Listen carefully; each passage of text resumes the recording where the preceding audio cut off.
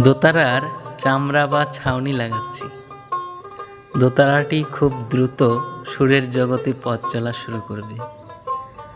আসলে মনে যে সুরটা বাজে সেটা দোতারায়ও বাজানো সম্ভব। কথা আছে, অন্তর যদি না বাজে যন্ত্র কিভাবে বাজবে।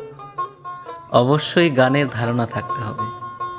দোতারায় নির্দিষ্ট কিছু জায়গা রয়েছে, সেটাকে আমরা রিড বা স্বরলিপি বলে থাকি। সেগুলো ভালোভাবে চিনলে এবং প্র্যাকটিস করলে অবশ্যই দ্রুত উন্নতি সম্ভব। প্রথমে হাতের জড়তা কাটাতে হবে, হাত ফ্রি করতে হবে, যা মনে আসে তাই বাজান, খুব দ্রুত বাজান। আরেকটি বিষয় হলো কেমন দোতারা প্রয়োজন শেখার জন্য। অনেকেই ভাবেন শেখার জন্য একটি রেডিমেড ছোট দোতারা হলেই চলবে। যখন দোতারাটি ছোট, সেটা তারগুলোর দৈর্ঘ্যও ছোট, তখন আওয়াজ আসবে চিকন, রেশ থাকবে না। আর ভালো না বাজলে বাজানোর আগ্রহও হারাবেন।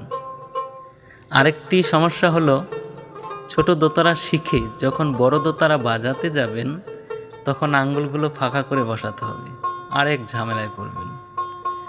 শেখার জন্য বা যারা বাজানোর জন্য 21 ইঞ্চি বা 22 ইঞ্চি ফ্রেডের দোতারা প্রয়োজন।